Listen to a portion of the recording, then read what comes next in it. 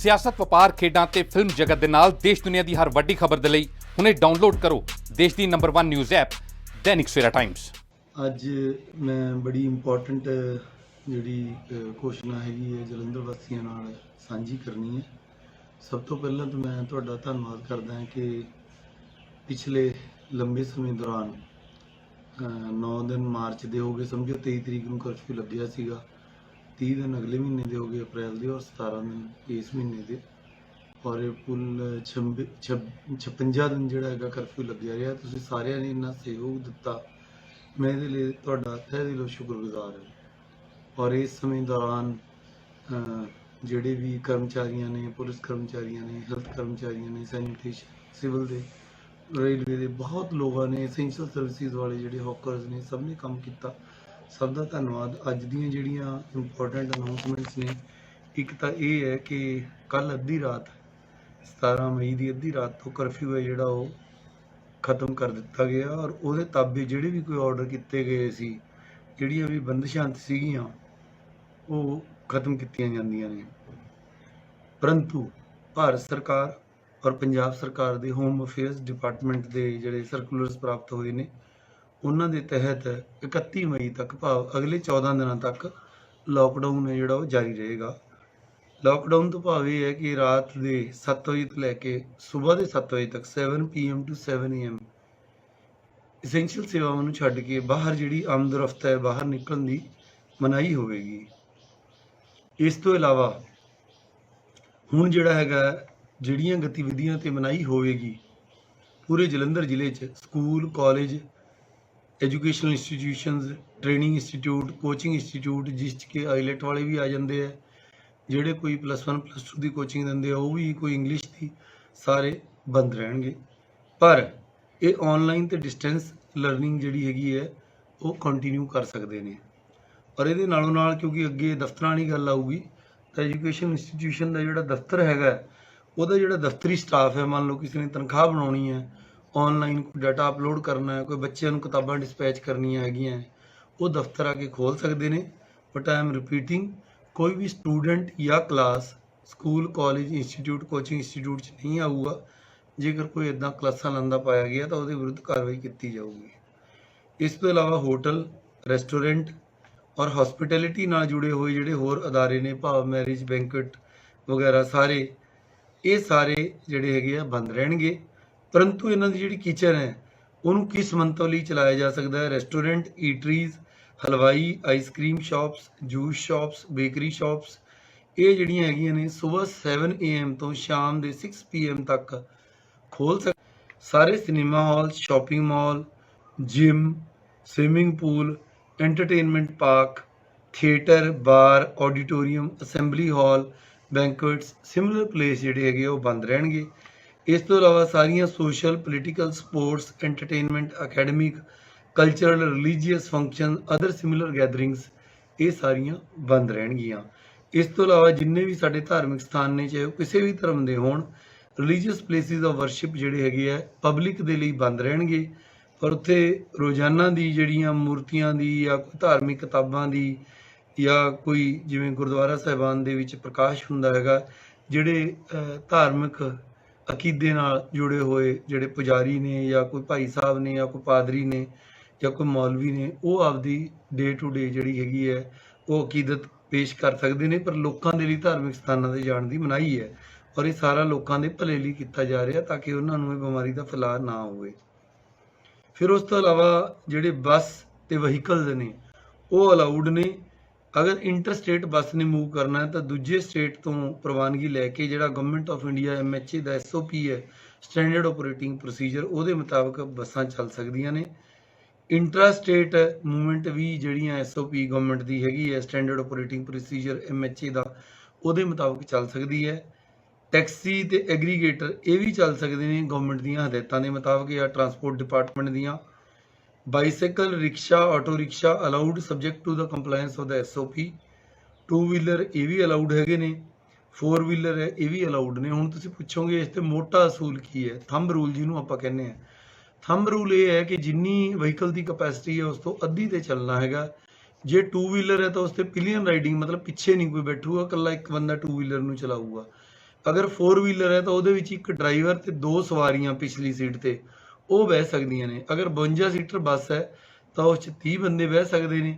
ਅਗਰ 40 ਸੀਟਰ ਬੱਸ ਹੈ ਤਾਂ ਉਸ 'ਚ 20 ਬੰਦੇ ਬਹਿ ਸਕਦੇ ਆ, ਭਾਵ 50% ਕਪੈਸਿਟੀ ਤੇ ਚੱਲਣਗੇ। ਇਹਦੇ ਲਈ ਕੋਈ ਕਰਫਿਊ ਪਾਸ ਦੀ ਸਵੇਰ 7 ਵਜੇ ਤੋਂ ਸ਼ਾਮ ਦੇ 6 ਵਜੇ ਤੱਕ ਲੋੜ ਨਹੀਂ ਹੈਗੀ। ਸਪੋਰਟਸ ਕੰਪਲੈਕਸ ਔਰ ਸਟੇਡੀਆ ਇਹ ਖੁੱਲ੍ਹ ਸਕਦੇ ਨੇ, ਬੰਦੇ ਇੱਥੇ ਆ ਕੇ ਖੇਡ ਸਕਦੇ ਨੇ, ਸੈਰ ਕਰ ਸਕਦੇ ਨੇ। ਭੀੜ ਭੜੱਕਾ ਨਹੀਂ ਕਰਨਾ, ਸੋਸ਼ਲ ਡਿਸਟੈਂਸਿੰਗ ਰੱਖਣੀ ਹੈ। ਪਰ ਸਪੈਕਟੇਟਰਸ ਭਾਵ ਦਰਸ਼ਕਾਂ ਦੀ ਭੀੜ ਲਾਉਣ ਦੀ ਮਨਾਹੀ ਹੈਗੀ ਹੈ। ਇਸ ਤਰ੍ਹਾਂ ਕੋਈ ਪਿੰਡੂ ਖੇਡ ਮੇਲੇ ਵਗੈਰਾ ਕੋਈ ਨਹੀਂ ਕਰਾਏਗਾ, ਕਿਉਂਕਿ ਉਸ 'ਚ ਸਪੈਕਟੇਟਰ ਜਾਂ ਦਰਸ਼ਕ ਆਉਂਦੇ ਨੇ। ਇਸ ਤੋਂ ਇਲਾਵਾ ਸ਼ਹਿਰੀ ਖੇਤਰ ਦੇ ਜਿਹੜੇ ਭੀੜ ਵਾਲੀਆਂ ਰੇਹੜੀਆਂ ਜਾਂ ਕੋਈ ਮਾਰਕੀਟ ਐਸੋਸੀਏਸ਼ਨ, ਬਹੁਤ ਭੀੜੀਆਂ ਦੁਕਾਨਾਂ ਨੇ, ਉੱਥੇ SDM, DSP, ACP, ASP ਇਹ ਇਹਨਾਂ ਦੀ ਸਹਿਮਤੀ ਦੇ ਨਾਲ ਔਡ ਈਵਨ ਜਾਂ ਇਹਦੀ ਸਟੈਗਰਿੰਗ ਕਰਕੇ ਉੱਥੇ ਭੀੜ ਘਟਾਉਣ ਦੀ ਕੋਸ਼ਿਸ਼ ਕਰਨਗੇ, ਪਰ ਇਹ ਮਾਰਕੀਟ ਦੀ ਸਹਿਮਤੀ ਨਾਲ ਹੋਏਗਾ। ਵਾਲ ਕੱਟਣ ਵਾਲੀਆਂ ਦੁਕਾਨਾਂ ਤੇ ਸੈਲੂਨ ਬਾਰੇ ਬੜੇ ਦਿਨਾਂ ਤੋਂ ਲੋਕ ਪੁੱਛ ਰਹੇ ਸੀ ਵੀ ਕੀ ਹੈ। ਸਵੇਰੇ 7 ਵਜੇ 7 AM to 6 PM ਇਹਨਾਂ ਨੂੰ ਖੋਲ੍ਹਣ ਦੀ ਆਗਿਆ ਹੈਗੀ ਹੈ, ਪਰ ਹੈਲਥ ਵਿਭਾਗ ਵੱਲੋਂ ਜੋ ਵੀ ਇੰਸਟਰਕਸ਼ਨਾਂ ਨੇ, ਬਾਰ-ਬਾਰ ਸੈਨੀਟਾਈਜ਼ ਕਰਨਾ, ਹੱਥ ਧੋਣੇ, ਮੂੰਹ ਤੇ ਮਾਸਕ ਪਾ ਕੇ ਸਾਰਾ ਕੰਮ ਕਰਨਾ, ਇਹ ਸਾਰਾ ਆਪਾਂ ਧਿਆਨ ਰੱਖਣਾ ਹੈਗਾ ਔਰ ਬਹੁਤ ਹੀ ਜ਼ਿਆਦਾ ਲੋੜ ਪੈਣ ਤੇ ਇਹਨਾਂ ਥਾਵਾਂ ਤੇ ਜਾਣਾ ਹੈ। ਇਸ ਤੋਂ ਇਲਾਵਾ ਉਸਾਰੀ ਤੇ ਖੇਤੀਬਾੜੀ, ਚਾਹੇ ਸਰਕਾਰੀ ਹੋਵੇ ਚਾਹੇ ਪ੍ਰਾਈਵੇਟ ਹੋਵੇ, ਇਹਦੇ ਤੇ ਕੋਈ ਮਨਾਹੀ ਨਹੀਂ, ਇਹਨੂੰ ਬਿਲਕੁਲ ਆਮ ਵਾਂਗ ਕੀਤਾ ਜਾ ਸਕਦਾ ਹੈ। 65 ਸਾਲ ਤੋਂ ਉੱਪਰ ਦੇ ਵਿਅਕਤੀ ਜਾਂ ਜਿਨ੍ਹਾਂ ਨੂੰ ਕੋਮੋਰਬਿਡ ਬਿਮਾਰੀਆਂ ਨੇ, ਜਿਵੇਂ ਕਿ ਕਿਸੇ ਨੂੰ ਸ਼ੂਗਰ ਹੈ ਜਾਂ ਬਹੁਤ ਹੀ ਕੋਈ ਕਿਡਨੀ ਦੀ ਬਿਮਾਰੀ ਹੈ, ਪਹਿਲਾਂ ਹੀ ਪ੍ਰੀ ਡਿਸਪੋਜ਼ਡ ਹੈ ਹੋਰ ਬਿਮਾਰੀਆਂ ਦੇ ਨਾਲ, ਗਰਭਵਤੀ ਮਹਿਲਾਵਾਂ ਨੇ ਤੇ ਬੱਚੇ ਨੇ 10 ਸਾਲ ਤੋਂ ਛੋਟੇ, ਉਹ ਘਰੇ ਰਹਿਣ ਦੀ ਸਲਾਹ ਦਿੱਤੀ ਜਾਂਦੀ ਹੈ ਤੇ ਹੁਕਮ ਵੀ ਦਿੱਤਾ ਜਾਂਦਾ ਜਦ ਤੱਕ ਕਿ ਬਹੁਤ ਹੀ ਜ਼ਿਆਦਾ ਕੋਈ ਐਸੈਂਸ਼ੀਅਲ ਕੰਮ, ਭਾਵ ਕੋਈ ਮੈਡੀਕਲ ਸੇਵਾ ਜਾਂ ਕੋਈ ਬਹੁਤ ਐਸਾ ਨਾ ਟਾਲਣਯੋਗ ਕੰਮ ਹੋਵੇ, ਉਹਦੇ ਲਈ ਬਾਹਰ ਆ ਸਕਦੇ ਨੇ। ਸਰਕਾਰੀ, ਅਰਧ ਸਰਕਾਰੀ ਤੇ ਜਿਹੜੇ ਔਨ ਡਿਊਟੀ ਕਰਮਚਾਰੀ ਨੇ, ਸੈਂਟਰਲ ਗਵਰਨਮੈਂਟ ਦੇ, ਸਟੇਟ ਗਵਰਨਮੈਂਟ ਦੇ, ਸੈਮੀ ਗਵਰਨਮੈਂਟ ਦੇ, ਆਰਮੀ ਦੇ, ਪੁਲਿਸ ਦੇ, ਪੈਰਾਮੈਡੀਕਲ ਜਿਹੜਾ ਸਾਡਾ ਫੋਰਸਿਸ ਨੇ, ਇਹ ਸਾਰੇ ਜਿਹੜੇ ਹੈਗੇ ਨੇ ਇਹ ਆਪਦੀ ਡਿਊਟੀ ਤੇ ਆਮ ਵਾਂਗ ਆ ਸਕਦੇ ਨੇ। ਇਹਨਾਂ ਦੇ ਦਫ਼ਤਰ ਦੇ ਜੋ ਨਿਯਮ ਨੇ, ਕਿੰਨਾ % ਸਟਾਫ ਨੇ ਆਉਣਾ, ਉਹ ਉੱਦਾਂ ਆਉਂਦੇ ਰਹਿਣਗੇ। ਇਸ ਤੋਂ ਇਲਾਵਾ ਜਿੰਨੇ ਵੀ ਸਾਡੇ ਡਾਕਟਰ ਤੇ ਮੈਡੀਕਲ ਸਟਾਫ ਹੈ, ਇਹਨਾਂ ਦੀ 24 ਘੰਟੇ ਮੂਵਮੈਂਟ ਤੇ ਕੋਈ ਮਨਾਹੀ ਨਹੀਂ ਹੈਗੀ, ਐਂਬੂਲੈਂਸ ਵੀ ਮੂਵ ਕਰ ਸਕਦੀ ਹੈ। ਜਿੰਨੇ ਵੀ ਸਾਡੇ ਟਰੱਕ ਨੇ, ਜਿੰਨੇ ਵੀ ਗੁੱਡਸ ਕੈਰੀਅਰ ਨੇ, ਟੈਂਪੋ ਨੇ, ਕੋਈ ਸਮਾਨ ਢੋਂਦੇ ਨੇ, ਚਾਹੇ ਖਾਲੀ ਹੈ ਭਰੇ, ਇਹਨਾਂ ਨੂੰ ਕਸ਼ਮੀਰ ਤੋਂ ਕੰਨਿਆ ਕੁਮਾਰੀ ਤੱਕ ਜਾਂ ਪੂਰੇ ਪੰਜਾਬ 'ਚ ਕਿਤੇ ਕੋਈ ਪਾਸ ਦੀ ਲੋੜ ਨਹੀਂ ਹੈਗੀ। ਜਿਹੜੇ ਵੀ ਕੋਈ ਵਪਾਰੀ ਵੀਰ ਨੇ ਕੋਈ ਸਮਾਨ ਭੇਜਣਾ, ਉਹ ਭੇਜ ਸਕਦਾ।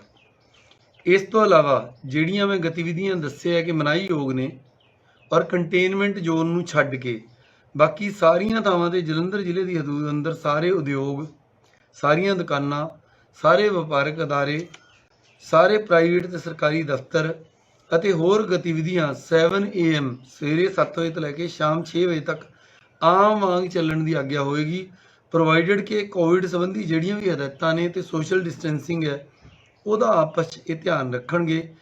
ਜਿਹੜਾ ਵੀ ਕੋਈ ਵਿਅਕਤੀ ਬਾਹਰ ਆਏਗਾ ਉਹਨੂੰ ਮਾਸਕ ਪਹਿਨਣੀ ਜ਼ਰੂਰੀ ਹੋਵੇਗੀ, ਨਹੀਂ ਤਾਂ ਜੁਰਮਾਨਾ ਹੋਏਗਾ ਜੇ ਨਹੀਂ ਪਹਿਨਦਾ। ਪਬਲਿਕ ਥਾਵਾਂ ਤੇ ਥੁੱਕਣ ਦੀ ਮਨਾਹੀ ਹੋਵੇਗੀ ਤੇ ਜਿੰਨੇ ਵੀ ਵਹੀਕਲ ਨੇ ਉਹ 50% ਕਪੈਸਿਟੀ ਤੇ ਚੱਲਣਗੇ ਤੇ ਸੋਸ਼ਲ ਡਿਸਟੈਂਸਿੰਗ ਦਾ ਧਿਆਨ ਰੱਖਣਗੇ।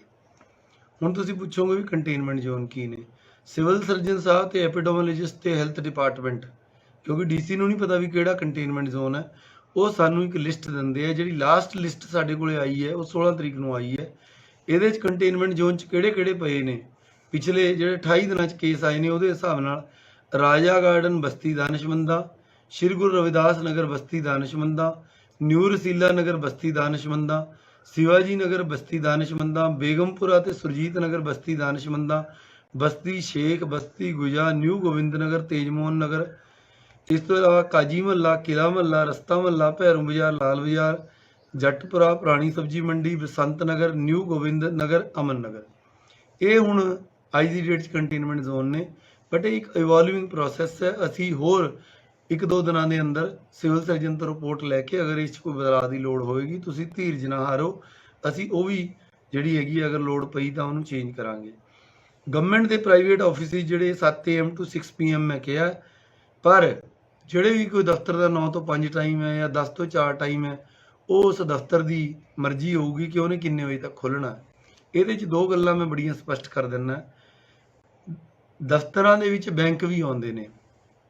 ਜਿਹੜੇ ਬੈਂਕ ਨੇ ਕਿਉਂਕਿ ਪੁਰਾਣੇ ਆਰਡਰ ਸਾਰੇ ਨਿਰਸਤ ਹੋ ਗਏ। ਬੈਂਕ ਅੱਜ ਤੋਂ ਬਾਅਦ ਨਾਰਮਲ ਆਪਦਾ ਜਿਹੜਾ ਟਾਈਮ ਪੀਰੀਅਡ ਹੈ ਉਹਦੇ ਮੁਤਾਬਕ ਖੁੱਲਣਗੇ। ਭਾਵ ਜੋ ਵੀ ਇਹਨਾਂ ਦਾ ਕੋਈ 10 ਤੋਂ 5 ਦਾ ਟਾਈਮ ਹੈਗਾ, ਜਿੰਨਾ ਪਬਲਿਕ ਆਰਜ਼ ਹੈਗੇ ਨੇ ਉਹ ਬੈਂਕ ਆਮ ਜਾਂ ਜਿਹੜੀਆਂ ਫਾਈਨੈਂਸ ਕੰਪਨੀਜ਼ ਹੈਗੀਆਂ ਨੇ ਉਹ ਵੀ ਆਮ ਵਾਂਗ ਖੁੱਲਣਗੀਆਂ, ਪਰ ਇਹ ਸੋਸ਼ਲ ਡਿਸਟੈਂਸਿੰਗ ਤੇ ਗੋਲੇ ਮਾਰਨ ਦਾ ਧਿਆਨ ਰੱਖਣਗੇ। ਦੂਜੀ, ਕਿਉਂਕਿ ਜਲੰਧਰ ਹੱਬ ਹੈਗਾ ਆਈਲਸ ਸੈਂਟਰਾਂ ਦਾ, ਤੇ ਜਿਹੜੇ ਬਾਹਰ ਬੱਚੇ ਜਾਂਦੇ ਨੇ ਉਹ ਸਾਡੇ ਟਰੈਵਲ ਏਜੰਟ ਹੈਗੇ ਨੇ, ਉਹ ਵੀ ਬੜੇ ਸਵਾਲ ਆ ਰਹੇ ਆ ਵੀ ਖੁੱਲ ਸਕਦੇ ਕਿ ਨਹੀਂ ਖੁੱਲ ਸਕਦੇ। ਇਹਨਾਂ ਦੇ ਜਿਹੜੇ ਬੈਕ ਐਂਡ ਦਫ਼ਤਰ ਹੈ, ਕੋਈ ਤਨਖਾਹ ਦੇਣ ਲਈ, ਕੋਈ ਹੋਰ ਵੀਜ਼ਾ ਪ੍ਰੋਸੈਸਿੰਗ ਲਈ, ਉਹ ਆਪਦੇ ਘੱਟ ਸਟਾਫ ਦੇ ਨਾਲ ਖੁੱਲ ਸਕਦੇ ਆ, ਪਰ ਉੱਥੇ ਸਟੂਡੈਂਟਸ ਨੂੰ ਬੁਲਾ ਕੇ ਕੋਈ ਕਲਾਸਾਂ ਲਾ ਕੇ ਕੋਈ ਆਈਲੈਟ ਦੀ ਕੋਚਿੰਗ ਦੇਣ ਤੇ ਮਨਾਹੀ ਹੈ। ਆਨਲਾਈਨ ਕੋਚਿੰਗ ਦਿੱਤੀ ਜਾ ਸਕਦੀ ਹੈ। ਜੇ ਕਿਸੇ ਨੇ ਉੱਥੇ ਕਲਾਸਾਂ ਲਾਈਆਂ ਤਾਂ ਉਹਦੇ ਤੇ ਕਾਰਵਾਈ ਹੋਏਗੀ। ਇਸ ਤੋਂ ਇਲਾਵਾ ਸਰਕਾਰ ਦੇ ਵੱਖ-ਵੱਖ ਡਿਪਾਰਟਮੈਂਟਾਂ ਵੱਲੋਂ ਐਡਵਾਈਜ਼ਰੀ ਜਾਰੀ ਹੋਈਆਂ ਨੇ, ਉਹ ਬੈਂਕਾਂ ਬਾਰੇ ਵੀ ਹੈਗੀ ਹੈ, ਦਫ਼ਤਰਾਂ ਬਾਰੇ ਵੀ ਹੈਗੀ ਹੈ, ਏਅਰ ਕੰਡੀਸ਼ਨਰਾਂ ਦੇ ਪ੍ਰਯੋਗ ਬਾਰੇ ਵੀ ਹੈਗੀ ਹੈ, ਇੰਡਸਟਰੀ ਵਾਲੇ ਵੀਰਾਂ ਨੂੰ ਵੀ ਐਡਵਾਈਜ਼ਰੀ ਹੋਈ ਵੀ ਹੈ, ਨਰੇਗਾ ਦੇ ਕੰਮ ਕਿੱਦਾਂ ਕਰਨੇ ਹੈ, ਸ਼ਾਪਸ ਜਿਹੜੀਆਂ ਦੁਕਾਨਾਂ ਨੇ ਉਹਨਾਂ ਤੇ ਕੰਮ ਕਿੱਦਾਂ ਕਰਨਾ ਹੈ, ਪੈਟਰੋਲ ਪੰਪ ਕਿੱਦਾਂ ਕਰਨੇ ਹੈ, ਸੀਨੀਅਰ ਸਿਟੀਜ਼ਨ ਨੇ ਆਪਦੀ ਸਿਹਤ ਦਾ ਕਿਵੇਂ ਧਿਆਨ ਰੱਖਣਾ ਹੈ, ਟਰਾਂਸਪੋਰਟ ਆਫ ਦਾ ਬੱਸਿਸ ਕਿਵੇਂ ਕਰਨਾ ਹੈ, ਫੂਡ ਦੀ ਸੇਫਟੀ ਕਿਵੇਂ ਕਰਨੀ ਹੈਗੀ ਹੈ, ਇੰਟਰਸਟੇਟ ਮੂਵਮੈਂਟ ਕਿਵੇਂ ਹੈ, ਹੋਟਲਸ ਵਗੈਰਾ ਜਿਹੜੇ ਕੁਆਰੰਟਾਈਨ ਲਈ NRI ਵੀਰਾਂ ਲਈ ਦਿੱਤੇ, ਇਹ ਸਾਰਾ ਕੁਝ ਇਨ ਮਿਨ ਪਾਲਣਾ ਯਕੀਨੀ ਬਣਾਉਣ ਦੀ ਜਿਹੜੀ ਹੈਗੀ ਹੈ ਆਮ ਨਾਗਰਿਕਾਂ ਦੀ ਜ਼ਿੰਮੇਵਾਰੀ ਹੋਏਗੀ। ਔਰ ਜੋ ਇਹਨਾਂ ਹਦਾਇਤਾਂ ਦੀ ਪਾਲਣਾ ਨਹੀਂ ਕਰੇਗਾ ਉਹ ਨੈਸ਼ਨਲ ਡਿਜ਼ਾਸਟਰ ਮੈਨੇਜਮੈਂਟ ਐਕਟ 2005 ਔਰ IPC ਦੀਆਂ ਜਿਹੜੀਆਂ ਧਾਰਾਵਾਂ ਨੇ ਉਹਨਾਂ ਦੇ ਤਹਿਤ ਬਣਦੀ ਕਾਰਵਾਈ ਹੈ ਜਿਹੜੀ ਕੀਤੀ ਜਾਵੇਗੀ। ਹੁਣ ਅਖੀਰ 'ਚ ਆ ਕੇ ਇਹ ਤਾਂ ਰਹਿ ਗਏ 4 ਪੰਨੇ। ਇਹ 4 ਪੰਨਿਆਂ ਦੇ ਨਾਲ ਹੀ ਕਰਫਿਊ ਲੱਗਿਆ ਸੀ, ਇਹ 4 ਪੰਨਿਆਂ ਦੇ ਨਾਲ ਹੀ ਕਰਫਿਊ ਹਟਿਆ। ਅੱਜ ਤੋਂ ਬਾਅਦ ਅਸੀਂ ਲੋਕਡਾਊਨ 'ਚ ਐਂਟਰ ਕਰ ਰਹੇ ਹਾਂ। ਹੁਣ ਜਲੰਧਰ ਵਾਸੀ 25 ਲੱਖ ਲੋਕ ਮੈਂ ਪਹਿਲੇ ਦਿਨ ਤੋਂ ਕਹਿੰਦਾ ਆਇਆ ਕਿ ਸਾਡਾ ਪਰਿਵਾਰ ਹੈ, ਮੈਂ ਉਹਨਾਂ ਦੇ ਨਾਲ 2 ਮਿੰਟ ਗੱਲਾਂ ਇਹ ਕਰਨੀਆਂ ਨੇ। ਦੇਖੋ, ਇਹ ਕਾਗਜ਼ ਹੈ, ਇਹ ਇੱਕ ਇੰਸਟੀਟਿਊਸ਼ਨ ਹੈ, DC ਦੀ ਹੈ, MHA ਦੀਆਂ ਹਦਾਇਤਾਂ ਮੁਤਾਬਕ ਮੈਂ ਸਾਈਨ ਕਰਤਾ, ਇਹ ਹੋ ਗਿਆ, ਕਰਫਿਊ ਲੱਗ ਗਿਆ, ਕਰਫਿਊ ਹਟ ਗਿਆ, ਅੱਜ ਲੋਕਡਾਊਨ ਦੀਆਂ ਹਦਾਇਤਾਂ ਆ ਗਈਆਂ। ਪਰੰਤੂ ਜਿਹੜੀ ਇਹ ਹਵਾ ਹੈਗੀ ਹੈ ਇਹ ਇੱਕ ਬਾਇਓਲੋਜੀਕਲ ਚੀਜ਼ ਹੈਗੀ ਹੈ, ਮਤਲਬ ਇੱਕ ਜਿਉਂਦੀ ਜਾਗਦੀ ਚੀਜ਼ ਹੈ। ਕਰੋਨਾ ਜਿਹੜਾ ਵਾਇਰਸ ਹੈ ਇਹ ਹਵਾ 'ਚ ਮੌਜੂਦ ਹੈ। ਕੁਝ ਕੈਰੀਅਰ ਇਹਦੇ ਆਪਣਾ ਸੁਭਾਅ ਹੈ ਕਿ ਪੰਜਾਬ ਤੇ ਇੰਡੀਆ ਦੇ ਵਿੱਚ ਉਹਨਾਂ 'ਚ ਲੱਛਣ ਘੱਟ ਆ ਰਹੇ ਆ, ਹਰ ਦੇਸ਼ 'ਚ ਇਹਦਾ ਬਿਹੇਵੀਅਰ ਅੱਡ ਹੈ। ਸੋ ਇਸ ਕਰਕੇ ਇਸ ਕਾਗਜ਼ ਦੇ ਸਾਈਨ ਹੋਣ ਨਾਲ ਆਪਾਂ ਇਹ ਨਹੀਂ ਸਮਝ ਲੈਣਾ ਕਿ ਖਤਰਾ ਹਟ ਗਿਆ। ਸਰਕਾਰ ਨੇ, ਕੋਈ ਸਰਕਾਰ ਇਹ ਨਹੀਂ ਚਾਹੁੰਦੀ ਕਿ ਉਹਦਾ GDP ਬੰਦ ਹੋਵੇ, ਉਦਯੋਗ ਬੰਦ ਹੋਣ, ਟੈਕਸ ਬੰਦ ਹੋਣ, ਲੋਕਾਂ ਦਾ ਅਰਥਚਾਰਾ ਬੰਦ ਹੋਵੇ, ਕਿਉਂਕਿ ਸਰਕਾਰਾਂ ਇਸੇ ਨਾਲ ਹੀ ਚੱਲਦੀਆਂ ਨੇ। ਮਾਨਯੋਗ ਮੁੱਖ ਮੰਤਰੀ ਸਾਹਿਬ ਨੇ, PM ਸਾਹਿਬ ਨੇ ਡੇ 1 ਤੋਂ ਤੁਹਾਨੂੰ ਸਮਝਾਇਆ, ਇਹ ਹਿਸਟੋਰਿਕ ਹੈ ਕਿ ਕਿਸੇ DC ਦੇ ਆਰਡਰ ਨਾਲ 56 ਦਿਨ ਤੱਕ ਕਰਫਿਊ ਲੱਗਿਆ ਰਿਹਾ ਹੋਵੇ ਲਗਾਤਾਰਤਾ 'ਚ। ਹੁਣ ਇਹ 56 ਦਿਨਾਂ 'ਚ ਮੈਨੂੰ ਯਾਦ ਹੈ 15-16 ਮਾਰਚ ਤੱਕ ਸਾਡੇ ਆਫੀਸਰ ਜਦੋਂ ਆਉਂਦੇ ਅਸੀਂ ਹੱਥ ਮਿਲਾਉਂਦੇ ਹੋਏ ਸਮਝਦੇ ਕਿ ਹੱਥ ਨਾ ਮਿਲਾਉਣਾ, ਕਈ ਵਾਰੀ ਹੱਸੀ ਵੀ ਆ ਜਾਂਦੀ ਕਿ ਵਾਕਈ ਆਪਾਂ ਹੱਥ ਮਿਲਾਉਣਾ ਕਿ ਨਹੀਂ ਮਿਲਾਉਣਾ, ਪਰ ਇਹ ਹੁਣ ਸਾਡੇ ਜ਼ਿਹਨ 'ਚ ਬਹਿ ਗਿਆ ਕਿ ਹੱਥ ਨਹੀਂ ਮਿਲਾਉਣਾ, ਆਪਸ 'ਚ ਦੂਰੀ ਰੱਖਣੀ ਆ। ਦੇਖੋ ਤੁਸੀਂ ਹੁਣ ਮੈਂ ਸੰਬੋਧਨ ਕਰਦੇ ਹੋਏ ਵੀ ਆ ਮਾਸਕ ਲਾਈ ਬੈਠਾ ਹੈਗਾ। ਸੋ ਤੁਸੀਂ ਦੇਖੋ ਇਹ ਚੀਜ਼ਾਂ ਦਾ ਪਾਲਣ ਕਰਨਾ ਹੈ। ਇਹ ਜਿਹੜਾ ਹਦਾਇਤਾਂ ਜ਼ਰੂਰ ਚੇਂਜ ਹੋ ਗਈਆਂ ਪਰ ਵਾਇਰਸ ਦਾ ਖਤਰਾ ਉਨਾ ਹੀ ਖੜਿਆ ਹੈ। ਤੁਸੀਂ ਵਿਦੇਸ਼ਾਂ ਦੀ ਐਗਜ਼ਾਮਪਲ ਦੇਖ ਲਈ, ਅਮਰੀਕਾ ਦੀ ਦੇਖ ਲਈ, ਫਰਾਂਸ ਦੀ ਦੇਖ ਲਈ, ਇਟਲੀ ਦੀ ਦੇਖ ਲਈ, UK ਦੀ ਦੇਖ ਲਈ, ਚਾਈਨਾ ਦੀ ਦੇਖ ਲਈ। ਹੁਣ ਆਪਣੇ ਹਿੰਦੁਸਤਾਨ ਦੇ ਵਿੱਚ ਆ ਜਾਓ, ਸਭ ਤੋਂ ਅਮੀਰ ਸ਼ਹਿਰ ਸੂਰਤ ਦੇਖ ਲਓ, ਅਹਿਮਦਾਬਾਦ ਦੇਖ ਲਓ, ਇੰਦੌਰ ਦੇਖ ਲਓ, ਬੰਬੇ ਦੇਖ ਲਓ, ਚੇਨਈ ਦੇਖ ਲਓ। ਇਹਨਾਂ ਸ਼ਹਿਰਾਂ ਦਾ ਕੀ ਹਾਲ ਹੋਇਆ ਰੋਜ਼ ਤੁਸੀਂ TV ਤੇ ਦੇਖਦੇ ਹੋ। ਆਪਾਂ ਜਲੰਧਰ ਦੇ ਵਿੱਚ ਭਾਵੇਂ ਕਿ ਸ਼ੁਰੂ 'ਚ ਗ੍ਰਾਫ ਬੜੀ ਤੇਜ਼ੀ ਨਾਲ ਵਧਿਆ, ਪਰ ਆਪਾਂ ਧੰਮਲ ਦੇ ਨਾਲ ਇਹਨੂੰ ਬੜਾ ਕੰਟਰੋਲ 'ਚ ਲੈ ਕੇ ਆਏ ਆ। ਆਪਾਂ ਆਪਣਾ ਅਰਥਚਾਰਾ ਚਲਾਉਣਾ ਹੈ। ਤੁਹਾਡੀਆਂ ਦੁਕਾਨਾਂ ਵੀ ਚੱਲਣੀਆਂ ਚਾਹੀਦੀਆਂ, ਫੈਕਟਰੀਆਂ ਦੀਆਂ ਚਿਮਨੀਆਂ 'ਚੋਂ ਵੀ ਧੂੰਆਂ ਨਿਕਲਣਾ ਚਾਹੀਦਾ, ਮਜ਼ਦੂਰਾਂ ਨੂੰ ਵੀ ਰੁਜ਼ਗਾਰ ਮਿਲਣਾ ਚਾਹੀਦਾ, but at the same time ਆਪਾਂ ਅਵੇਸਲੇ ਨਹੀਂ ਹੋਣਾ। ਸਰਕਾਰ ਜਿਹੜੀ ਹੈਗੀ ਹੈ ਹਰ ਬੰਦੇ ਦੇ ਸਿਰ ਤੇ ਡੰਡਾ ਲੈ ਕੇ ਨਹੀਂ ਖੜਾ ਹੋ ਸਕਦੀ। 56 ਦਿਨ ਸਰਕਾਰ ਡੰਡਾ ਲੈ ਕੇ ਖੜੀ ਹੋਈ ਤਾਂ ਦੇਖੋ ਤੁਸੀਂ ਆਪ ਹੀ ਕਹਿਣ ਲੱਗੇ ਵੀ ਅੱਜ ਕਰੋਕਰੀ ਖੋਲ ਦਿਓ ਜੀ, ਅੱਜ ਕੱਪੜੇ ਖੋਲ ਦਿਓ ਜੀ, ਅੱਜ ਬੂਟ ਖੋਲ ਦਿਓ। ਜੈਨੂਇਨਲੀ ਸੋ, ਕਿਉਂਕਿ ਇਹ ਚੀਜ਼ਾਂ ਦੀ ਲੋੜ ਹੈ, ਸਾਰਿਆਂ ਨੂੰ ਰੁਜ਼ਗਾਰ ਦੀ ਵੀ ਲੋੜ ਹੈ। ਪਰ ਅੱਜ ਤੋਂ ਜਿਹੜੀ ਬਾਗਡੋਰ ਹੈਗੀ ਉਹ ਤੁਹਾਡੇ ਹੱਥ ਹੈ। ਮਾਨਯੋਗ ਮੁੱਖ ਮੰਤਰੀ ਸਾਹਿਬ ਨੇ, ਸਿਹਤ ਮੰਤਰਾਲੇ ਨੇ, PM ਸਾਹਿਬ ਨੇ, ਸਾਰਿਆਂ ਨੇ ਕੁੱਟ-ਕੁੱਟ ਕੇ ਇਹ ਗੱਲ ਤੁਹਾਡੇ ਜ਼ਿਹਨ 'ਚ ਭਰ ਦਿੱਤੀ ਹੈਗੀ ਹੈ ਕਿ ਵੀ ਆਪਾਂ ਇਸ ਚੀਜ਼ ਦਾ ਨਿਰਵਾਹਨ ਕਰਨਾ, ਆਪਣਾ ਧਿਆਨ ਆਪ ਰੱਖਣਾ। ਹੁਣ ਇਹ ਡੋਰ ਤੁਹਾਡੇ ਹੱਥ ਹੈਗੀ ਹੈ। ਮੈਨੂੰ ਗੁਰਬਖਸ਼ ਸਿੰਘ ਪ੍ਰੀਤਲੜੀ ਦਾ ਇੱਕ ਲੇਖ ਯਾਦ ਆਉਂਦਾ ਹੈ। ਉਹ ਇਹ ਕਹਿੰਦੇ ਆ ਵੀ ਜਾਨ ਬੰਦੇ ਨੂੰ ਐਡੀ ਪਿਆਰੀ ਹੁੰਦੀ ਹੈ ਵੀ ਜਦੋਂ ਇੱਕ ਕੀੜੀ ਦੀ ਜੂਨ ਆਪਾਂ ਕੀ ਸਮਝਦੇ ਹਾਂ ਵੀ ਕੀ ਕੀੜੀ ਦੀ ਜੂਨ ਹੋਊਗੀ, ਛੋਟੀ ਜਿਹੀ ਹੁੰਦੀ ਹੈ। ਜਦੋਂ ਤੁਸੀਂ ਘਰੇ ਕਦੇ ਮਾਰਨ ਦੀ ਕੋਸ਼ਿਸ਼ ਕਰੋ, ਜਦੋਂ ਤੁਸੀਂ ਕੀੜੀ ਨੂੰ ਮਾਰਨ ਦੀ ਕੋਸ਼ਿਸ਼ ਕਰਦੇ ਹੋ ਭੱਜ ਦੌੜ ਕਰਦੀ ਹੈ। ਕੋਈ ਕੀੜੇ ਨੂੰ ਤੁਸੀਂ ਮਾਰਨ ਦੀ ਕੋਸ਼ਿਸ਼ ਕਰਦੇ ਹੋ ਭੱਜ ਦੌੜ ਕਰਦਾ। ਆਪਣਾ ਮਨੁੱਖੀ ਜੀਵਨ ਹੈ, ਬੜਾ ਕੀਮਤੀ ਜੀਵਨ ਹੈ, ਬੜੀ ਘਾਲਣਾ ਨਾਲ ਇਹ ਮਿਲਦਾ ਹੈਗਾ। ਕੋਈ ਬੰਦਾ ਇਹ ਨਹੀਂ ਚਾਹੁੰਦਾ ਕਿ ਮੇਰੀ ਜਾਨ ਜਾਵੇ। ਇਹ ਜਿਹੜਾ ਦੁਸ਼ਮਣ ਹੈਗਾ, ਜਿਵੇਂ ਪਲੇਗ ਫੈਲਦੀ ਸੀ ਪਹਿਲਾਂ, ਹੋਰ ਬਿਮਾਰੀਆਂ ਫੈਲਦੀਆਂ ਸੀ, ਇਹ ਬਾਹਰ ਹਵਾ 'ਚ ਤੁਰਿਆ ਫਿਰਦਾ ਹੈ। ਇਹ ਇੱਕ ਤਰ੍ਹਾਂ ਦਾ ਜ਼ੁਕਾਮ ਹੈ। ਜ਼ੁਕਾਮ ਤੁਹਾਨੂੰ ਹਰ ਸਾਲ ਹੁੰਦਾ ਹੈ। ਇਹ ਉੱਦਾਂ ਦਾ ਹੀ ਇੱਕ ਵਾਇਰਸ ਹੈ, ਥੋੜਾ ਜਿਹਾ ਸੀਰੀਅਸ ਕਿਸਮ ਦਾ ਜ਼ੁਕਾਮ ਹੈਗਾ। ਇਹ ਆਉਣ ਵਾਲੇ ਸਮੇਂ 'ਚ ਵੀ ਸਾਡੇ ਨਾਲ ਰਹੂਗਾ। ਰਿਸਰਚ ਜਾਰੀ ਹੈ, ਮੈਂ ਕੋਈ ਸਾਇੰਟਿਸਟ ਨਹੀਂ ਹੈਗਾ। ਸਾਇੰਟਿਸਟ ਸਾਡੇ ਇਸ ਖੋਜ ਤੇ ਲੱਗੇ ਹੋਏ ਨੇ। ਇਹ ਹੁਣ ਪਤਾ ਨਹੀਂ ਵੀ ਇਹਦੀ ਜਿਹੜਾ ਇਲਾਜ ਕਦੋਂ ਤੱਕ ਆਉਂਦਾ ਹੈ।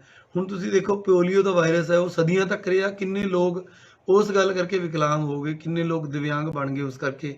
ਬੜੀ ਘਾਲਣਾ ਨਾਲ ਅਸੀਂ ਜਿਹੜਾ ਉਹਦੀ 2 ਬੂੰਦਾਂ ਆਈਆਂ ਪਿਛਲੇ 24-25 ਸਾਲ ਤੋਂ ਉੱਪਰ ਲੱਗੇ ਆ, ਹੁਣ ਜਾ ਕੇ ਕਿਤੇ ਆਪਾਂ ਵਾਇਰਸ ਫ੍ਰੀ ਹੋਏ ਹੈਗੇ ਆ। ਸੋ ਇੱਕ ਲੰਬੀ ਘਾਲਣਾ ਹੈਗੀ ਹੈ। ਹੁਣ ਹਰ ਘਰ ਨੂੰ ਆਪਣੀ ਲక్ష్మణ ਰੇਖਾ ਆਪਣੀ ਖੁਦ ਦੀ ਖਿੱਚਣੀ ਪੈਣੀ ਹੈ। ਅਨਨੈਸੈਸਰੀਲੀ ਬਾਹਰ ਨਹੀਂ ਘੁੰਮਣਾ, ਔਰ ਇਸ ਗੱਲ 'ਚ ਕੋਈ ਸ਼ਾਨੋ ਸ਼ੌਕਤ ਨਹੀਂ ਸਮਝਣੀ। ਮੈਂ ਲੋਕਾਂ ਦੀਆਂ ਵੀਡੀਓਜ਼ ਦੇਖਦਾ, ਮੈਨੂੰ ਤਾਂ ਪਰਿਵਾਰ ਨਾਲ ਕਿਸੇ ਅਫਸਰ ਨੂੰ ਹੀ ਨਹੀਂ ਮਿਲਿਆ ਹੋਣਾ, ਸਾਰੇ ਹੀ ਰੁੱਝੇ ਹੋਏ ਸੀਗੇ। ਲੋਕ ਇਹ ਕਹਿ ਰਹੇ ਵੀ ਅਸੀਂ ਅੰਦਰ ਬੈਠੇ ਉਕਤਾ ਕੇ। ਤੁਸੀਂ ਕਿਸਮਤ ਵਾਲੇ ਹੋ ਕਿ ਤੁਹਾਨੂੰ ਆਪਦੇ ਪਰਿਵਾਰ ਨਾਲ ਸਮਾਂ ਮਿਲ ਰਿਹਾ, ਆਪਦੇ ਬੱਚਿਆਂ ਨੂੰ ਸੰਭੋ। ਸਰਕਾਰ ਨੇ ਬੜਾ ਸੋਚ ਸਮਝ ਕੇ ਅਗਲੇ ਹੁਕਮਾਂ ਤੱਕ ਜਿਹੜੇ ਸਕੂਲ ਕਾਲਜ ਜਿਹੜੇ ਆ ਬੰਦ ਕੀਤੇ ਆ, ਕਿਉਂਕਿ ਬੱਚਿਆਂ ਦੀ ਇਮਿਊਨਿਟੀ ਘੱਟ ਹੁੰਦੀ ਹੈ। ਤੁਸੀਂ ਇਹ ਸਾਰੀਆਂ ਗੱਲਾਂ ਆਪਣੇ ਲੜ ਬੰਨ੍ਹ ਲੈਣੀਆਂ ਨੇ। ਕੋਈ ਜ਼ਰੂਰੀ ਤੁਹਾਨੂੰ ਚੀਜ਼ ਲੋੜ ਹੈਗੀ ਹੈ, ਬਾਹਰ ਆਓ, ਖਰੀਦੋ, ਜ਼ਰੂਰ ਕਰੋ। ਗਰਮੀ ਦੇ ਮਹੀਨੇ 'ਚ ਵੈਸੇ ਵੀ ਆਪਾਂ ਕਹਿੰਦੇ ਹਾਂ ਵੀ ਲੂ ਲੱਗਦੀ ਹੈ। ਇਹ ਸਾਰੀਆਂ ਚੀਜ਼ਾਂ ਦਾ ਆਪਾਂ ਨਿਰਵਾਣ ਆਪ ਕਰਨਾ ਹੈਗਾ। ਅੱਜ ਤੋਂ ਬਾਅਦ ਇਹ ਡੋਰ ਤੁਹਾਡੇ ਹਵਾਲੇ ਹੈਗੀ ਹੈ। ਅੱਛਾ, ਦੂਜੀ ਗੱਲ, ਬਹੁਤ ਲੋਕ ਟੀਵੀ ਤੇ सेंसेशन ਆਉਂਦੀ है 208 केस जलंधर में पॉजिटिव, 5 और कोरोना के हुए। मैं ਤੁਹਾਡੇ ਨਾਲ ਸਾਂਝੀ ਕਰਨਾ ਚਾਹਨਾ ਹੈ ਕਿ 208 केस ਆਏ ਜ਼ਰੂਰ ਸੀ, ਬਟ ਅੱਜ ਦੀ ਡੇਟ 'ਚ ਜਿਹੜੇ ਐਕਟਿਵ ਕੇਸ ਨੇ ਉਹ 47 ਕੇਸ ਨੇ। 47 ਕੇਸ ਹੀ ਸਿਰਫ ਸਿਵਲ ਹਸਪੀਟਲ 'ਚ ਅੱਜ ਦੀ ਡੇਟ 'ਚ ਦਾਖਲ ਨੇ। ਬਾਕੀ ਸਾਰੇ ਬੰਦੇ ਰਾਜੀ ਬਾਜੀ ਹੋ ਕੇ ਆਪਦੇ ਘਰਾਂ ਨੂੰ ਚਲੇ ਗਏ ਆ। ਨੰਦੇੜ ਸਾਹਿਬ ਤੋਂ 26 ਯਾਤਰੀ ਆਏ ਸੀ, ਉਹ ਰਾਜੀ ਬਾਜੀ ਘਰਾਂ ਨੂੰ ਚਲੇ ਗਏ। 7 ਬੱਚੇ ਕੋਟੇ ਤੋਂ ਆਏ ਸੀਗੇ, ਉਹ ਰਾਜੀ ਬਾਜੀ ਹੋ ਕੇ ਘਰਾਂ ਨੂੰ ਚਲੇ ਗਏ। 18 ਬੰਦੇ ਮਜਨੂ ਕੇ ਟਿੱਲੇ ਤੋਂ ਆਏ ਸੀ, ਉਹ ਰਾਜੀ ਬਾਜੀ ਹੋ ਕੇ ਚਲੇ ਗਏ। ਹੋਰ ਉਸ ਤੋਂ ਇਲਾਵਾ 40-50 ਮਜ਼ਦੂਰ ਹੋਰ ਜਗ੍ਹਾ ਤੋਂ, ਜੈਸਲਮੇਰ ਤੋਂ, ਹੋਰ ਥਾਵਾਂ ਤੋਂ ਆਏ ਸੀ, ਸਾਰੇ ਚਲੇ ਗਏ। ਕੋਈ ਆਪਦੇ ਮਨ 'ਚ ਨੈਗੇਟਿਵਿਟੀ ਨਾ ਰੱਖੋ। ਆਪਣਾ ਜਲੰਧਰ 'ਚ ਆਪਾਂ ਇਹਨੂੰ ਬਹੁਤ ਹੱਦ ਤੱਕ ਤੁਹਾਡੇ ਸਹਿਯੋਗ ਨਾਲ ਕਾਬੂ ਕਰਨ 'ਚ ਕਾਮਯਾਬ ਹੋਏ ਆ। 5500 ਤੋਂ ਵੱਧ ਟੈਸਟ ਕੀਤੇ ਤਾਂ ਜਾ ਕੇ ਆਪਾਂ ਨੂੰ ਇਹ 208 ਕੇਸ ਮਿਲੇ ਸੀਗੇ। 208 ਚੋਂ ਸਿਰਫ 47 ਐਕਟਿਵ ਕੇਸ ਅੱਜ ਦੀ ਡੇਟ 'ਚ ਸਿਵਲ ਹਸਪਤਾਲ 'ਚ ਹੈਗੇ ਆ, ਔਰ ਮੈਨੂੰ ਉਮੀਦ ਹੈ ਕਿ ਆਉਣ ਵਾਲੇ ਦਿਨਾਂ 'ਚ ਇਹ ਵੀ ਬਿਲਕੁਲ ਠੀਕ ਠਾਕ ਹੋ ਜਾਣਗੇ। ਜਿੱਥੋਂ ਤੱਕ ਸਿਹਤ ਮਹਿਕਮੇ ਦੀ ਤਿਆਰੀ ਹੈ ਉਹ ਸਿਵਲ ਸਰਜਨ ਸਾਹਿਬ ਤੁਹਾਨੂੰ ਦੱਸਣਗੇ, ਪਰ 340 ਬੈੱਡ ਸਿਵਲ ਹਸਪਤਾਲ ਦੇ ਵਿੱਚ, 500 ਬੈੱਡ ਜਿਹੜੇ ਹੈਗੇ ਆ ਉਹ ਆਪਣਾ ਮੈਰੀਟੋਰੀਅਸ ਦੇ ਵਿੱਚ, ਔਰ ਇਸ ਤੋਂ ਇਲਾਵਾ NIC ਵਗੈਰਾ 'ਚ ਆਪਣੀ ਤਿਆਰੀ ਹੈ। ਪਰ ਆਪਾਂ ਇਸ ਤਰ੍ਹਾਂ ਦੀ NIT 'ਚ ਸੌਰੀ, ਪਰ ਆਪਾਂ ਇਸ ਤਰ੍ਹਾਂ ਦੀ ਯਾਨੀ ਕਿ ਗੱਲਬਾਤ ਕਰਨੀ ਹੈਗੀ ਹੈ ਕਿ ਇਹ ਬੈੱਡ ਖਾਲੀ ਰਹਿ ਜਾਣ। ਪ੍ਰਮਾਤਮਾ ਨਾ ਕਰੇ ਕਦੇ ਵੀ ਕੋਈ ਇਹਨਾਂ ਬੈੱਡਾਂ 'ਤੇ ਜਾਵੇ। ਅਜੇ ਆਪਾਂ ਨੂੰ ਪਤਾ ਨਹੀਂ ਕਿ ਇਹਦਾ ਵਰਸਟ ਆਉਣਾ ਹੈ ਕਿ ਵਰਸਟ ਲੰਘ ਗਿਆ। ਇੱਕ ਹਨੇਰੀ ਗੁਫਾ ਹੈ, ਔਰ ਹਨੇਰੀ ਗੁਫਾ 'ਚ ਆਪਾਂ ਤਾਂ ਹੀ ਬਚਾਂਗੇ, ਇੱਕ ਦੂਜੇ ਤੋਂ ਦੂਰੀ ਬਣਾ ਕੇ ਰੱਖੋ। ਦੂਜੀ ਗੱਲ ਇਹ ਹੈਗੀ ਹੈ ਵੀ ਬਹੁਤ ਬੰਦਿਆਂ ਨੂੰ ਇਹ ਹੈਗਾ ਕਿ ਵੀ ਇਹ ਕਿੰਨੇ ਕੁ ਦਿਨ ਇਦਾਂ ਦਾ ਮਾਹੌਲ ਚੱਲੂਗਾ। ਜਿਵੇਂ ਮੈਂ ਪਹਿਲਾਂ ਦੱਸਿਆ, ਆਪਾਂ ਸਾਰਿਆਂ ਨੂੰ ਇਸ ਲੰਬੀ ਘਾਲਣਾ ਲਈ ਤਿਆਰ ਹੋ ਕੇ ਰਹਿਣਾ ਪੈਣਾ। ਇਹ ਸਾਰਿਆਂ ਦੇ ਆਪਣੇ ਸਹਿਯੋਗ ਤੋਂ ਬਗੈਰ ਕੋਈ ਬੰਦਾ ਜੇ ਇਹ ਕਹੇ ਵੀ ਇਕੱਲਾ ਪ੍ਰਸ਼ਾਸਨ ਇਹਨੂੰ ਰੋਕ ਲੂਗਾ, ਇਕੱਲੀ ਸਰਕਾਰ ਰੋਕ ਲੂਗੀ, ਸਰਕਾਰ ਦੇ ਜਿਹੜੇ ਇੰਤਜ਼ਾਮਾਤ ਨੇ, PP ਕਿੱਟਾਂ ਸਾਡੇ ਕੋਲ ਪੂਰੀਆਂ ਆ ਗਈਆਂ। ਸੈਨੀਟਾਈਜ਼ਰ ਜਦੋਂ ਆਪਾਂ ਸ਼ੁਰੂ ਕੀਤਾ, ਲੋਕ ਮੈਨੂੰ ਖਬਰਾਂ ਪਾਉਂਦੇ ਸੀ ਵੀ ਬਲੈਕ ਹੋ ਰਹੀ ਹੈ, ਅੱਜ ਕੋਈ ਖਬਰ ਨਹੀਂ ਆਉਂਦੀ। ਲੋਕ ਕਹਿੰਦੇ ਸੀ ਜੀ ਸਾਨੂੰ ਮਾਸਕ ਨਹੀਂ ਮਿਲ ਰਹੇ, ਉਹ ਕੋਈ ਗੱਲ ਨਹੀਂ ਆ ਰਹੀ। ਮੈਂ ਕੈਮਿਸਟ ਵੀਰਾਂ ਦਾ ਵੀ ਧੰਨਵਾਦ ਕਰਦਾ ਕਿ ਇਨੀਸ਼ੀਅਲ ਟੀਥਿੰਗ ਟਰਬਲਸ ਤੋਂ ਬਾਅਦ ਸਾਡੇ ਨਾਲ ਪੂਰਾ ਸਹਿਯੋਗ ਕੀਤਾ। ਕੋਈ ਤੁਸੀਂ ਦੱਸੋ ਕੋਈ ਕਮੀ ਆਈ? ਕੋਈ ਕਮੀ ਨਹੀਂ ਆਈ। ਅੱਜ ਬਾਜ਼ਾਰ 'ਚ ਸਾਰੀਆਂ ਚੀਜ਼ਾਂ ਅਵੇਲੇਬਲ ਹੈਗੀਆਂ ਨੇ, ਔਰ ਵੀ ਆਰ ਬੈਟਰ ਪ੍ਰਿਪੇਅਰਡ। ਸਾਡੇ ਕੋਲ ਹਸਪਤਾਲ ਵੀ ਬੈਟਰ ਤਿਆਰ ਨੇ, ਪਰ ਇਹਦਾ ਇਹ ਮਤਲਬ ਨਹੀਂ ਕਿ ਆਪਾਂ ਇਹ ਹਸਪਤਾਲ ਭਰਨੇ ਆ। ਹੁਣ ਇਹ ਸਾਰੀ ਡੋਰ ਮੈਂ ਚੌਥੀ ਪੰਜਵੀਂ ਵਾਰੀ ਇਹ ਰਿਪੀਟ ਕਰ ਰਿਹਾ, ਤੁਹਾਡੇ ਹੱਥ ਹੈ। ਰਹੀ ਕਿਸਾਨ ਵੀਰਾਂ ਦੀ ਗੱਲ, 5 ਲੱਖ ਤੋਂ ਉੱਤੇ metric ton, 5.5 lakh metric ton ਸਾਰੀ ਕਣਕ ਹੈ। ਬਿਲਕੁਲ ਇੱਕ ਰਵੇ ਜਿੰਨੀ ਵੀ ਪ੍ਰੋਬਲਮ ਨਹੀਂ ਆਉਣ ਦਿੱਤੀ ਸਰਕਾਰ ਨੇ, ਉਹ ਵੀ ਖਰੀਦੀ। ਕੋਈ ਸਬਜ਼ੀ ਵਾਲੇ ਨੂੰ ਕੋਈ ਪ੍ਰੋਬਲਮ ਨਹੀਂ ਆਈ। ਅੱਜ ਤੋਂ ਬਾਅਦ ਮੈਂ ਕੋਈ ਸਬਜ਼ੀ ਦੇ ਰੇਟ ਨਹੀਂ ਕੱਢਣੇ, ਉਹ ਕਰਫਿਊ ਸੀਗਾ ਤਾਂ ਕੱਢ ਰਿਹਾ ਸੀਗਾ।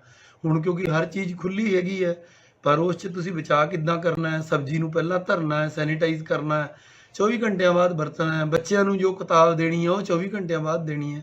ਫਿਰ ਉਸ ਤੋਂ ਬਾਅਦ ਤੁਹਾਨੂੰ ਦਵਾਈਆਂ ਸਾਰੀਆਂ ਅਵੇਲੇਬਲ ਨੇ। ਕੋਈ ਤੁਸੀਂ ਇਹ ਦੱਸੋ ਵੀ ਤੁਹਾਨੂੰ ਕੋਈ ਚੀਨੀ, ਚੌਲ, ਕੋਈ ਕਮੀ ਕਦੇ ਆਈ ਹੋਵੇ? ਸਾਰੀਆਂ ਚੀਜ਼ਾਂ ਅਸੀਂ ਚਲਾਉਣ ਦੀ ਕੋਸ਼ਿਸ਼ ਕੀਤੀ ਹੈ, ਔਰ ਇਹ ਸਾਰਾ ਚਲਾਉਣ ਲਈ ਦਾਲਾਂ ਕਿੱਥੋਂ ਆਉਣੀਆਂ, ਚੀਨੀ ਕਿੱਥੋਂ ਆਉਣੀ ਹੈ, ਦੁੱਧ ਕਿੱਥੋਂ ਆਉਣੀ ਹੈ, ਬਹੁਤ ਸਾਰੀ ਪਲੈਨਿੰਗ ਔਰ ਐਨਰਜੀ ਲੱਗੀ ਹੈ। ਔਰ ਮੈਂ ਸ਼ਾਬਾਸ਼ ਦਿੰਦਾ ਪੁਲਿਸ ਅਫਸਰਾਂ ਦੀ ਉਸ ਟੀਮ ਨੂੰ, ਔਰ ਸਿਵਲ ਅਫਸਰਾਂ ਦੀ ਉਸ ਟੀਮ ਨੂੰ, ਜਿਹਨੇ ਸਾਰਾ ਕੁਝ ਕਾਮਯਾਬੀ ਨਾਲ ਇਹ ਸਾਰੀਆਂ ਚੀਜ਼ਾਂ ਨੂੰ ਨੇਪਰੇ ਚਾੜਿਆ ਹੈਗਾ ਔਰ ਹੁਣ ਆਪਾਂ ਅੱਗੇ ਵੀ ਇਸੇ ਤਰ੍ਹਾਂ ਹੀ ਰਹਿਣਾ। ਇੱਕ ਲਾਸਟ ਗੱਲ ਜਿਹੜੀ ਮੈਂ ਦੱਸਣਾ ਚਾਹੁੰਦਾ, ਬਹੁਤ ਸਾਰੇ ਇੰਡਸਟਰੀਲਿਸਟ ਵੀਰਾਂ ਦੇ ਮਨ 'ਚ ਇਹ ਤੌਖਲਾ ਸੀ ਕਿ ਪੰਜਾਬ ਸਰਕਾਰ ਨੇ ਟ੍ਰੇਨਾਂ ਚਲਾ ਕੇ ਕਿ ਪ੍ਰਵਾਸੀ ਮਜ਼ਦੂਰ ਕਿਉਂ ਜਾ ਰਹੇ ਹੈ।